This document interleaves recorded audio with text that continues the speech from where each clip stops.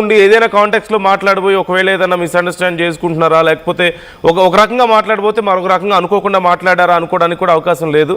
ఆయన ఏ సందర్భం లేకపోయినా ఏదో విషయం మాట్లాడుతూ సడన్గా ఇలా మాట్లాడారు అంటూ తెలుస్తుంది. శిల్పారెడ్డి మనతో జాయిన్ అవుతున్నారు, బీజేపీ మహిళా మోర్చా అధ్యక్షురాలు. శిల్పారెడ్డి గారు నమస్తే. నమస్కారం అండి. అంటే రేవంత్ రెడ్డి గారు చేసిన వ్యాఖ్యల మీద మీరు ఇప్పటికే రెస్పాండ్ అయ్యారు.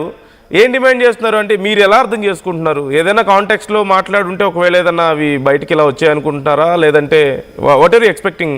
ఇప్పుడు రేవంత్ రెడ్డి గారు సమాధానం చెప్పాలనుకుంటున్నారా? రేవంత్ రెడ్డి గారు ఏదైతే హిందూ దేవుళ్ళు దేవతల గురించి మాట్లాడినరో ఆయన స్థాయి వ్యక్తి మాట్లాడాల్సిన వ్యక్తి కాదు. తలకొగరు నెత్తికెక్కింది అనడానికి ఇది నిదర్శనంగా మాట్లాడినరు.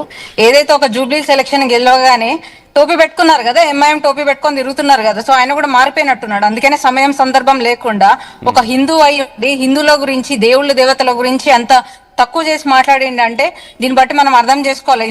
ఎక్కడ సెక్యులరిజం అని మాట్లాడేటోళ్ళు ఇప్పుడు అందరు బయటికి రావాలి, వెంటనే క్షమాపణ చెప్పాలి. మరి అంత నమ్మకం లేనప్పుడు దేవుళ్ళ కూడా చుట్టూ ఎందుకు తిరుగుతున్నాడు ఆయన? ఒకసారి యాదగిరి గుట్ట పోతాడు, ఒకసారి తిరుపతి దేవస్థానానికి పోతాడు. అంత నమ్మకం లేనప్పుడు ఆ దేవుళ్ళ గురించి మాట్లాడి ఇంత తక్కువగా ఆలోచించే వ్యక్తి అక్కడ దేవుళ్ళ దగ్గరికి వెళ్ళకూడదు, దేవుళ్ళని మొక్కకూడదు, దర్గాలకు వెళ్ళి మొక్కాల్సింది. ఎప్పుడైతే ఎంఐఎం టోపీ పెట్టుకున్నాడో, ఎప్పుడైతే ఎంఐఎం కాంగ్రెస్ ఎంఐఎం అనుకున్నాడో ఆయన పూర్తిగా మారిపోయినట్టున్నాడు. రానున్న రోజుల్లో కూడా తెలంగాణలో ఉన్న హిందువులందరినీ కూడా ఆయన మత మార్పిడి దగ్గరుండి ఈయననే చేసే విధంగా ఉన్నాయి ఆయన వ్యాఖ్యలు. మేము భారతీయ జనతా పార్టీ నుంచి తీవ్రంగా ఖండిస్తున్నాము, మహిళా మోర్చా నుంచి తీవ్రంగా ఖండిస్తున్నాము. ఎందుకంటే దేవతలను కూడా ఆయన ఇడిచిపెట్టకుండా మాట్లాడిండు. ఇంత తక్కువ చేసి మాట్లాడడం ఒక సీఎం స్థాయి వ్యక్తి చేయాల్సిన పని కాదు. వెంటనే క్షమాపణ చెప్పాలి. ఉన్న రావత్ తెలంగాణకి అందరికీ క్షమాపణ చెప్పాలి. ఆయన అన్న వాక్యాలు వెనక్కి తీసుకోవాలని మా డిమాండ్. అంటే ఇప్పుడు ఆయనకి భక్తి ఉన్న విషయం అందరికీ తెలిసిందే. ఆయన టెంపుల్స్కి వెళ్తుంటారు. ఈవెన్ మీరు చెప్పినట్లుగా ఎన్నికలకు ముందు వెళ్ళారు, ఎన్నికల సమయంలో వెళ్ళుండొచ్చు. సో బట్ భక్తి ఉండి ఒక హిందూ, ఆయన కూడా హిందూ అయి ఉండి ఇలా మాట్లాడారంటే మేబీ, అంటే I'm not trying to defend him, at the same time ఒకవేళ ఏమన్నా అనుకోకుండా మాట్లాడారేమో అని అనుకోలేమంటారా? ఇప్పుడు ఒక సభలో మాట్లాడారండి. ఇది ఒక సభలో లోకల్ బాడీ ఎలక్షన్స్ ని దృష్టిలో పెట్టుకొని ఇప్పుడు పంచాయత్ ఇవి వస్తున్నాయి, ఆ మద్యం అవి ఇవి ప్రలోభ పెడతారు అని మాట్లాడినరు. మద్యం షాపులకి మీకు టెండర్లకి మీరే కదా చేస్తుంది. ఇప్పుడు కొత్తగా బెల్ట్ షాపులకు కూడా టెండర్లు స్వీకరిస్తుంది మీరే. అసలు ఇవన్నీ స్టార్ట్ చేసింది ఎవరు? స్టార్ట్ చేసింది ఆయననే కదా. సో దానికి దీనికి అసలు సంబంధం ఏముంది? అక్కడి నుంచి మళ్ళీ ఏమంటాడు, ఇది దేవుళ్ళ గురించి మాట్లాడుతారు. సంబంధం లేకుండా ఎందుకు మాట్లాడాల్సి వస్తుంది?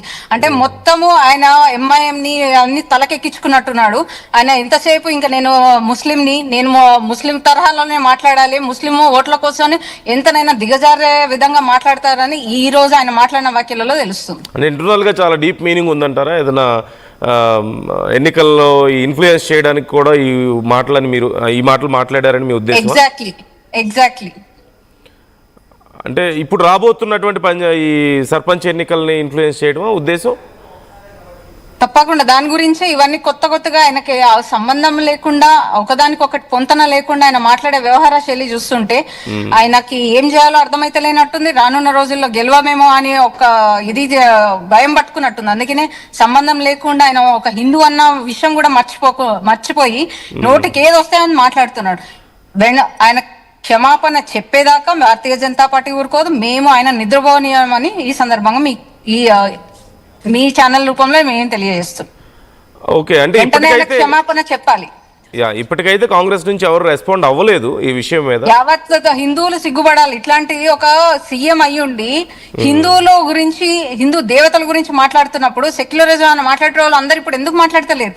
మాట్లాడాలి కదా, సెక్యులరిజం గురించి మాట్లాడే వాళ్ళు ఎందుకు మాట్లాడతలేరు? ఇప్పుడు హిందువులందరూ రియాక్ట్ అవ్వాలి. ఇప్పుడన్నా మేల్కోండి, ఆయన ఏం చేస్తున్నారని అర్థం ఇప్పటికన్నా మీకు అయితే బాగుండు అనేది. హిందువులందరూ యూనిటీ లేకపోవడం వల్లనే ఆయనకు నోటికి వచ్చి మాట్లాడుతున్నాడు. ఏది మాట్లాడినా చెల్లుతుంది, నన్నేం చేయగలుగుతారు అన్న ధీమాల్లో తల పొగ నెత్తికెక్కి మాట్లాడుతున్నాడు. ఇప్పటికైనా హిందువులందరూ బయటికి రావాలి, ఆయనకు తగిన గుణపాఠం చెప్పాలి. ఆయన గుణపాఠం చెప్పే విధంగా మనం తయారు కావాలి. మన హిందువుల ఓటు కాంగ్రెస్కి వేయకుండా మన రాష్ట్రాన్ని మనం కాపాడుకోవాలని ఈ సందర్భంగా మీకు మీ ఉద్దేశం ప్రకారం ముస్లింలు ఓట్లను తన వైపు తిప్పుకోవడం కోసం ఇలా కామెంట్ చేస్తున్నారా? ఎగ్జాక్ట్లీ.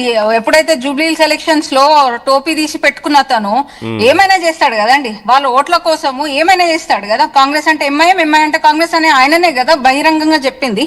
అట్లాంటప్పుడు దానికోసం ఏదైనా దిగజారేటట్టున్నాడు ఆయన. మొత్తం మన సంప్రదాయాన్ని, సంస్కృతిని కూడా మొత్తం వాళ్ళ కాళ్ళ దగ్గర పెట్టేటట్టున్నాడు ఈయన. యా, అంటే మీ నాయకులు చాలా మంది రెస్పాండ్ అయ్యారు. రాజాసింగ్ గారు మాట్లాడారు, చికోటి ప్రవీణ్ మాట్లాడారు, ఇలా చాలా మంది మాట్లాడారు. అండ్ ఇప్పుడు బీజేపీ ఈ విషయంలో కొంత ఆగ్రహంగా ఉన్నట్లుగా కూడా తెలుస్తోంది. సో ఇప్పుడు మేము మాట్లాడితేనేమో మతతత్వవాదం అని అంటారు, మరి ఒక రాష్ట్ర సీఎం మాట్లాడినరు, మరి ఇప్పుడు మతతత్వవాదం అని మీరు, మేము దేవుళ్ళ గురించి మాట్లాడితే మమ్మల్ని మతతత్వవాదం అంటారు. మరి రాష్ట్ర సీఎం అంత హిందూ ఉండి దేవుళ్ళ గురించి మాట్లాడితే ఇప్పుడు ఎవరు ఎందుకు మాట్లాడతలేరు? ఓన్లీ బీజేపీ ఎందుకు రియాక్ట్ అవుతుంది? మీరు అందరు హిందువులు కదా, వేరే వాళ్ళ పార్టీ వాళ్ళందరూ హిందువులు కదా, మరి వాళ్ళందరూ రెస్పాండ్ కావాలి కదా. ఓకే, బయట మీ పార్టీలో కాకుండా బయట కూడా రెస్పాన్స్ ఏమైనా ఉందా ఈ విషయంలో శిల్పారెడ్డి గారు? నాకు తెలియదండి, నేను చూడలేదు. ఓకే, ఇప్పుడు మీరు అడిగేదే ఆయన క్షమాపణ చెప్పాలని ఈ విషయంలో తప్పకుండా ఖచ్చితంగా ఏ సభలో అయితే చెప్పిండో ప్రతి ఒక్క హిందూకి